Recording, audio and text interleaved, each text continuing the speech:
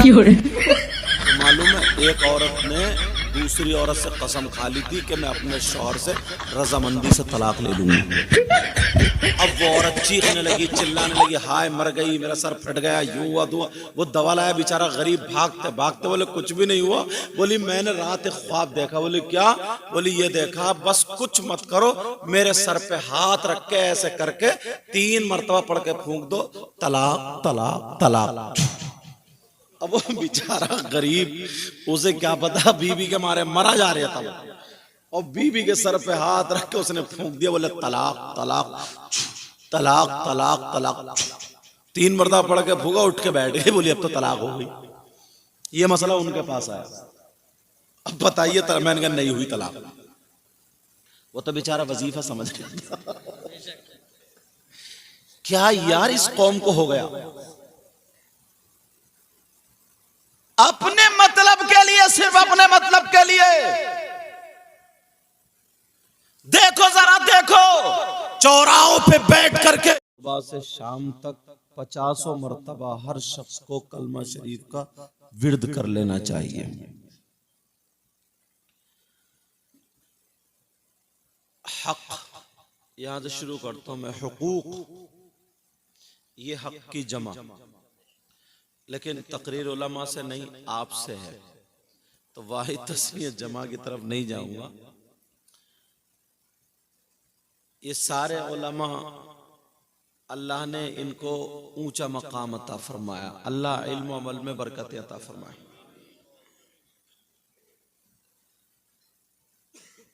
अल्लाह का भी हक होता है और बंदों का भी हक होता है।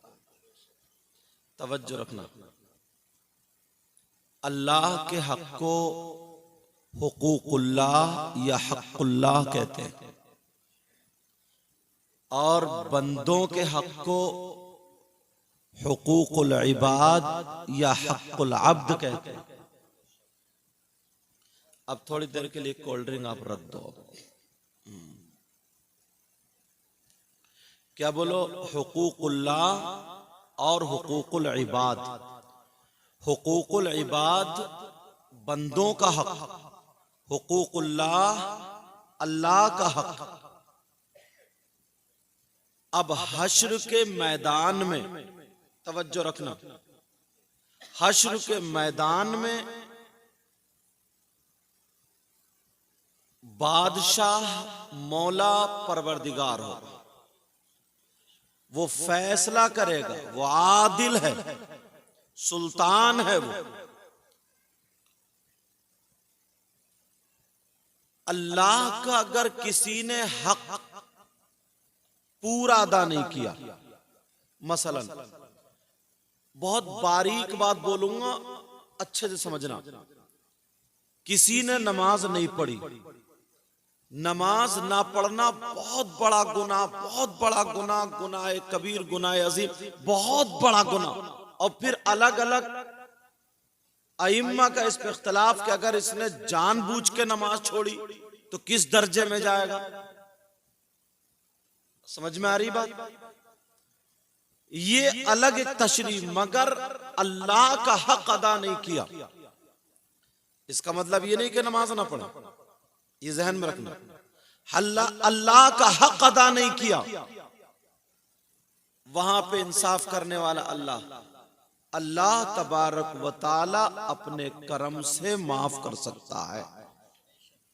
अगर आपने किसी बंदे का हक अदा नहीं किया, यानी हक मारा, समझते रहना मेरी बात, किसी बंदे का हक मारा, तो अल्लाह तबारक व ताला उस वक्त तक माफ नहीं करेगा जब तक कि वो बंदा माफ ना कर दे जिसका के हक मारा। क्योंकि अल्लाह आदिल है। माशाअल्लाह, बहुत खूब, बहुत खूब, जिंदाबाद। अल्लाह क्या बोलो? आदिल है। सुभान अल्लाह, सुभान। अब लोगों की तवज्जो जरा थोड़ी सी एक चीज पर बहुत कम लोगों की तवज्जो है। बाप माँ बाप मकान बनाते हैं, जमीन खरीदते हैं, दौलत इकट्ठी करते हैं, सारी चीज हो गई। इकट्ठी करने के बाद एक लड़का और एक लड़की भी है, ये दुनिया से चले गए। अब वो मकान और जमीन किसके नाम आती है, बेटे के या बेटी के? तवज्जो रखना मेरी बात। चाहे 10 कमरे हो मकान में या 5 कमरे हो मकान में, बेटी कहां पैदा हुई है, तुम्हारे घर में या कहीं और? बेटी का बाप कौन है, तुम या कोई और? मां कौन है, वही या कोई और? तवज्जो रखना मेरी इस बात पर। लोग नमाज पढ़ते हैं, पढ़ो, अल्लाह तौफीक दे, हज भी कर लेते हैं, सारी चीजें करते हैं, मगर चले जाते हैं बेटियों का हक दबा करके। बेटियों का हक इस दौर में बहुत कम लोग, तीजे को, 10वें को, 40वें को तीनों भाई बैठे और बंटवारा शुरू। और जब बंटवारा हुआ 6 बीघे जमीन, 3 भाई 2-2 बीघे आ गई। 2 बेटियों का क्या हुआ, कोई कहने वाला ही नहीं। तवज्जो रखना मेरी इस बात पर। हम लोग बड़ी आसानी से, इसमें बहुत लोग गिरफ्तार हैं, बहुत लोग हैं।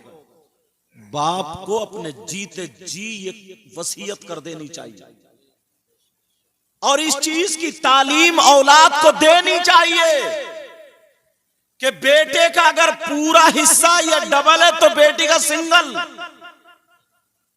किसी आलिम से पूछे बेटी का कितना, बेटे का कितना,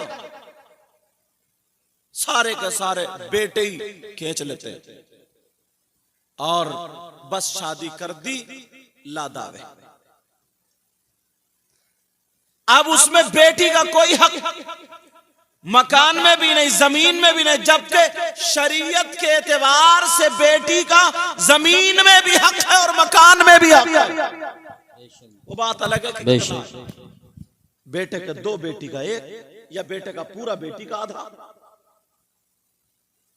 इस बात पर लोग तवज्जो कम रखते हैं। हम क्या, गांव के गांव फेल है, गांव के गांव फेल है। और दूसरी एक बात और बताऊं, हम जितने भी गांव हैं तो सबके पास कुछ ना कुछ जमीन होती है। बोलो, जमीन होती है नहीं होती? धान भी होते हैं, गेहूं भी होते हैं, आलू भी होते हैं, गन्ना भी होता है। और जो फसल होती है इधर क्या फसल ज्यादा होती है? गेहूं। अगर 20 क्विंटल गेहूं हो गए तो जितने खाना है 3 क्विंटल या 4 क्विंटल घुमनों में भर दिए, अंदर कट्टे भर के रख दिए। जो 14 क्विंटल या 15 क्विंटल बचा वो सबका सब बेच दिया। अब शरीयत से पूछो कलमा पढ़ने वालों, तुम्हारी जमीन में जो इतने गेहूं हुए या धान हुए, इसमें किसी और का हिस्सा है कि नहीं? निकालते हो? आसान सा तरीका है, 20वां हिस्सा है। कितना बोलो? 20वां। इस अनाज की ज़कात को उश्र बोला जाता है। अगर 20 क्विंटल हो रहा तो 1 क्विंटल देना जरूरी है। समझ में आ रही? मगर कहां देते? बहुत मुश्किल से। कहीं वो मदरसे वाले अगर कहीं से घूमते घामते आ गए, दिखाई दे गए, और अल्लाह माफ फरमाए, ये भी देख के दिया करो कि किस मदरसे में ज़कात लग सकती है। बच्चा एक नहीं पढ़ता, बस इकट्ठे कर लिए, 2-4 कमेटी वाले हुए, इकट्ठे कर लिए गांव में, अपने पास से इमाम की या मुदर्रिस की तनख्वाह देनी ना पड़े, वो ज़कात ही रपटा रहे। उन्हें ये भी पता नहीं है कि हीला शरा क्या है क्या नहीं, कुछ नहीं, कोई पता नहीं कि ये देना जायज है कि नहीं। बस अपने पास से 1 रुपया ना चले जाए, बच जाए। हमारे यहाँ क्या होता है मालूम है?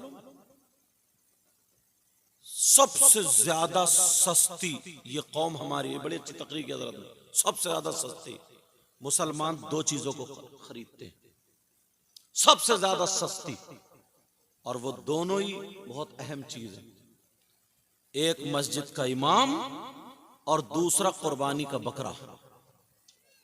बिल्कुल मरा खुरा, पसलियां बैठी हुई, बस 1500 रुपए का मिल, चाहे बकरी हो, 1500 रुपए का मिल जाए और मोहल्ले में उड़ा दिया था कि आपके बच्चों ने कुर्बानी का प्लान बनाया, जैसे जेसीबी खरीद रहा।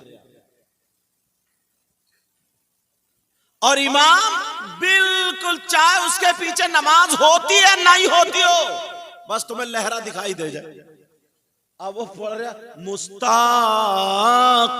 ले खत्म, उसे पता ही नहीं। क्यों?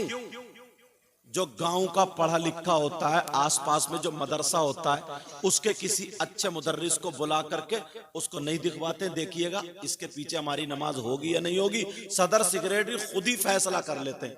अब जब मुझसे मोटरसाइकिल चलानी नहीं आती, स्टीयरिंग पे बिठा लो तो मारूंगा और मर जाऊंगा, यही तो होगा। अब उन्हें क्या पता, उन्हें तो गला दिख रहा है, गला के झूम रहे, ये पता ही नहीं नमाज हो रही है नहीं हो रही है। हद तो ये ऐसा ऐसा सिगरेट होता। नूरुद्दीन मंजर साहब रमजान में मैं कश्मीर से आ रहा, तो एक का ही आया, बोले हजरत ये बताइए मोटरसाइकिल का कितना फितरा निकलेगा। तौबा तौबा। मैंने कहा तुम कौन हो? बोले मस्जिद का मुतवल्ली हूं। मैंने कहा पहले तुझे बांध के 3 महीने मारना चाहिए, उसके बाद फितरे का बताऊंगा। अरे यार हद हो गई। बोले मोटरसाइकिल का कितना फितरा निकलेगा। हजरत इसी रमजान की बात, और अभी सैयद फैजान मियां साहब, मैं गया तो बोले भाई तुम्हारा रिश्ता ऐसा मजाक वाला। बोले भाई आज एक मसला पूछता हूँ। अरे मैंने कहा हाँ मसले के लायक हम लोग कहाँ रखें। तो मालूम है एक औरत ने दूसरी औरत से कसम खा ली थी कि मैं अपने शौहर से रजामंदी से तलाक ले लूंगी। अब वो औरत चीखने लगी, चिल्लाने लगी, हाय मर गई, मेरा सर फट गया, यूं हुआ हुआ। वो दवा लाया, बेचारा गरीब भागते भागते। बोले कुछ भी नहीं हुआ। बोली मैंने रात एक ख्वाब देखा। बोली क्या? बोली ये देखा, बस कुछ मत करो, मेरे सर पे हाथ रख के ऐसे करके 3 मरतबा पढ़ के फूंक दो, तलाक तलाक तलाक। अब वो बेचारा गरीब, उसे क्या पता बीवी के मारे मरा जा रहा था, और बीवी के सर पे हाथ रख के उसने फूंक दिया। बोले तलाक तलाक तलाक तलाक तलाक।